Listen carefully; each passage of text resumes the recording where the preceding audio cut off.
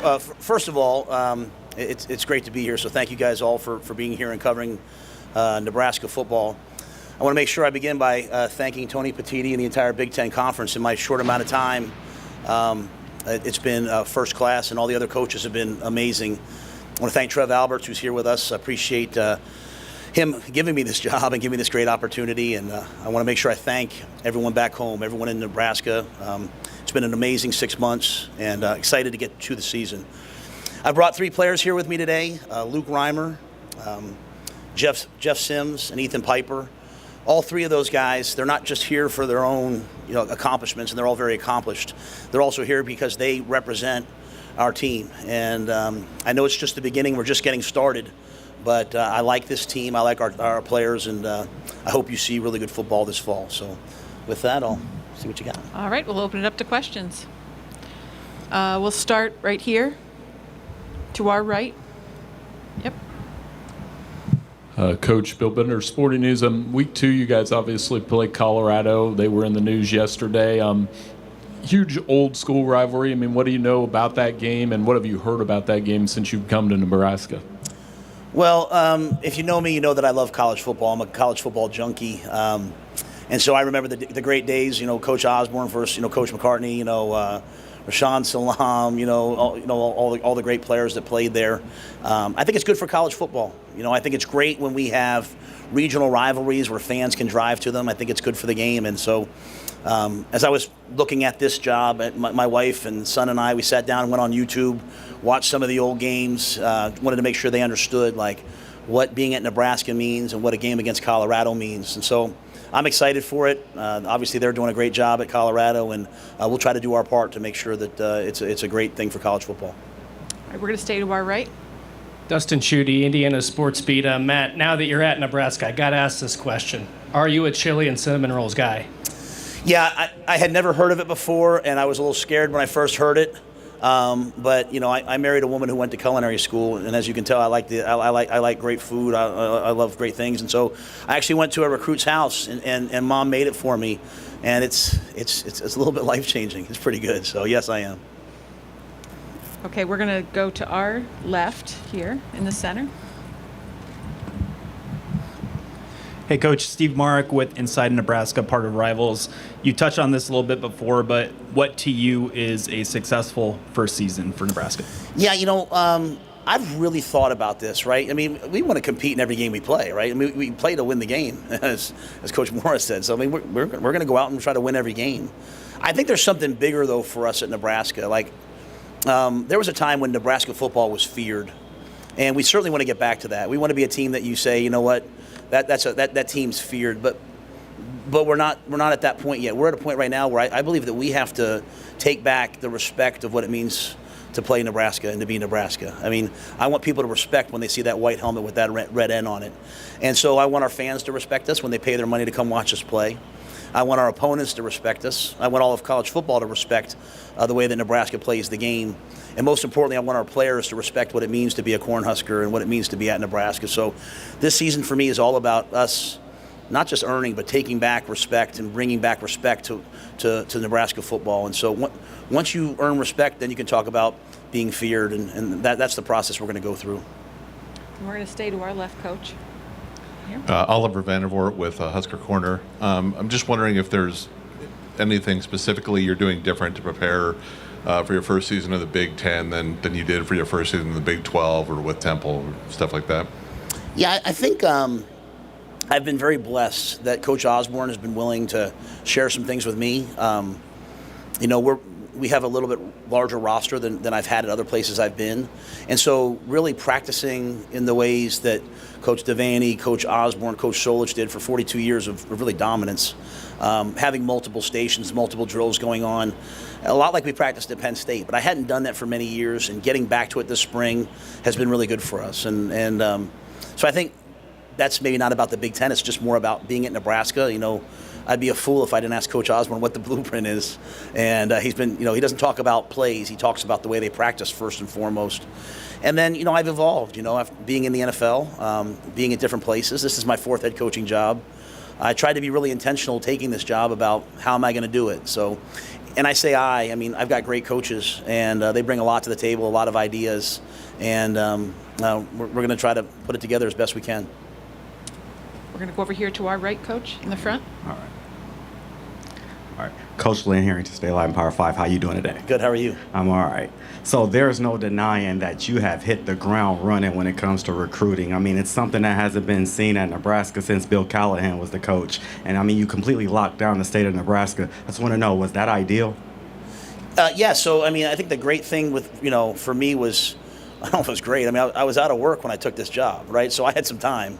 And so in between, driving my kids to school and pickups and all that, I spent a lot of time looking at recruits. And Evan Cooper, who's on my staff, who's really been my recruiting guy, right-hand guy all along, we watched not just the kids that were committed to Nebraska. We watched the 2023 class that was still out there. We watched the 2024s, the 2025s. And what I saw was, you know what? There's a lot of talent in Nebraska.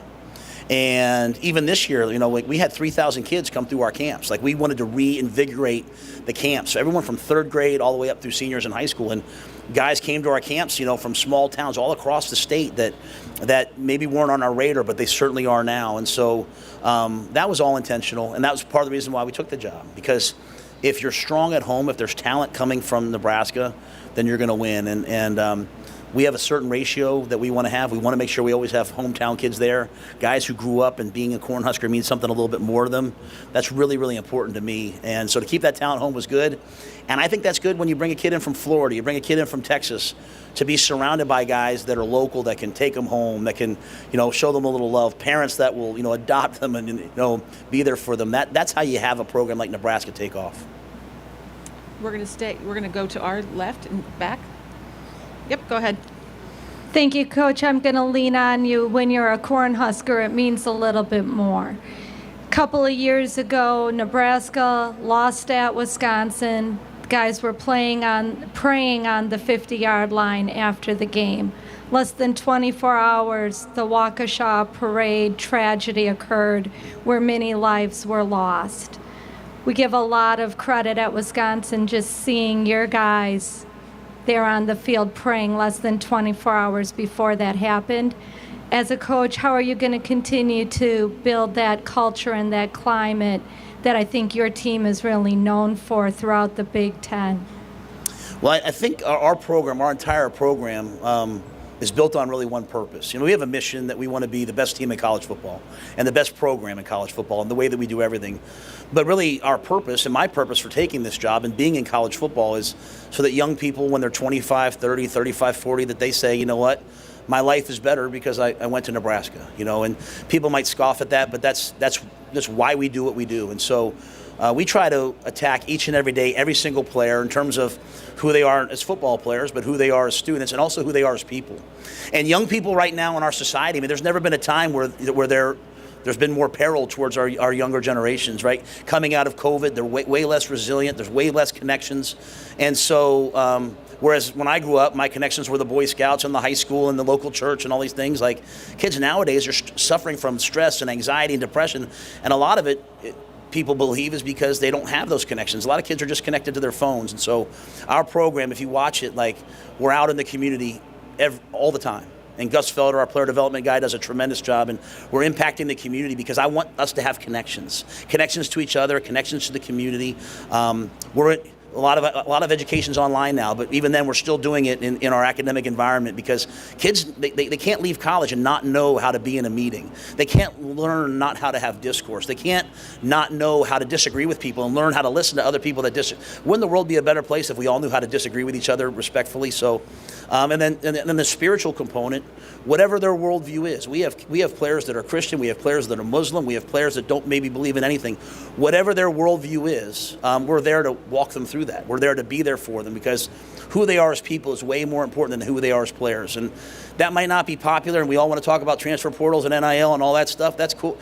This group of kids is going to wake up in 10 years, and all that'll be gone, and who they are as people will matter. So that's kind of our purpose, and I appreciate the question. Just a reminder to please identify yourself and your outlet before you ask your question. We're going to stay to our left. Mitch Sherman, The Athletic. Matt, can you speak to the timing of your hire and how it allowed you to impact the program in some immediate ways, particularly as it relates to the building, the facility that you're set to open soon, and what kind of an impact that can have on your players? Well, the Go Big project, the facility that was being built, that was started, obviously by the previous regime, is, I think, a game changer. You might have heard me say this before, but when my wife walked through it for the first time, she's been in a lot of football facilities. She walked into my office and she's like, "You better win some dang games because you got no excuses." I mean, it's beautiful, and it was all set. There's not really many changes I can make, nor that needed to be made. I think the one thing is really a focus, not on recruiting, but on player development, right? I didn't want the first thing that you walked in and saw to be like our shoes. I wanted it to be like our mission, our purpose, and so recovery, regeneration, all the things that I've had a chance to be around some of the best athletes in football, and you see the way that they take care of their bodies. Really, Trev's allowed us to, from nutrition to strength and conditioning, sports science, recovery, put the best things in the world in that building so that we can be on the cutting edge and our players can recover and be as healthy as possible. So I'm glad I got there at that time to help do that. Staying to our left. Hey, Coach. Aaron Sorensen with Hale Varsity. With your experience, I'm over here. With your experience playing in the Big Ten, but now coming back to coach in the Big Ten, can you define Big Ten football? What it was and now what you hope it can be? Well, I think that when I was coming back to college football, Julie and I were very intentional that we wanted two things really. We wanted to go somewhere where we wanted to raise our kids, and I can't think of a better place than Lincoln to raise our kids. And then we wanted to be in the Big Ten. I think we have a responsibility as coaches is to prepare our guys, not obviously for life, but also for pro football. And when you watch the way teams play in the Big Ten, the way they play defense, the way they play up front, the schemes that you see, it prepares them for the next level. So I think, you're watching, there's a shift. There's a lot of new coaches. There'll be some more diversity in terms of the offenses. Obviously, we're bringing in a 3-3-5 defense that not many teams are running. So you'll see some differences, but that's, to thrive in a conference as prestigious as the Big Ten, you have to be a little different. You have to evolve. And so I'm excited to go through my first year. I might have a different answer next year, but I've studied a lot of the teams. I have a lot of respect for these coaches and teams. We have time for one final question for Coach, if we've got one. In the back to our left. Sam McEwen from the Omaha World Herald. How you doing, Coach? Hey, Sam. A program that is so hungry to win and has been hungry for a long time and used to win, how do you keep the players and the staff and even the fans from getting ahead of themselves? That to me, not letting people get ahead of themselves, that's the whole key. And I'll say it like, what I love about Nebraska is it's literally written on the side of the stadium day by day. Like, that's the key. Like, so we talk about 42 years. It wasn't that we ran the ball, ran option, or played this defense. It was this mindset from Coach Osborne, from Coach Devaney, from Coach Solich. Like, every little detail matters every single day. And so, like, we have to earn the right to even talk about playing Minnesota. We have to go to training camp and we have to every single day be elite in every single area. So that is the whole core of what we try to do, is to block out all the noise and block out all our thoughts, and learn from the past, prepare for the future, but live in the present. And so that present focus is what will determine who we are. And, right now we have to deal with the fact that guys haven't won and they want to win. At some point, Sam, we're going to be winning, and we have to deal with the fact that, like, everyone's going to lose their mind and be happy all the time. Like, you're the same person whether you lost or won. Lost or won, if you're a good coach and good player. So we want to have that every single day, locked in focus of today's all that matters. I really study Coach Belichick a lot, and had a chance to go up and coach against him in a practice in a preseason game. And one of his key guys was working for us, and I remember him saying, like, after they handed out the Super Bowl trophy, you never watched it, you never looked at it again, because that trophy and those rings had nothing to do with the future. And so for me, our guys know that you can win a national championship in Nebraska because it's been done, but we have to concentrate on today. Not even game 1 or game 5. Today. That's all that matters. So I'm trying to do my best job today, and then tomorrow I'm going to do tomorrow, and I can't wait for Sunday, but I can't forget about, Friday and Saturday before I get there. So that's our mindset. That's why I believe that we'll win, and I'm grateful to everybody. Thanks for listening to me. Thank you, Coach. Good luck Thank in you. your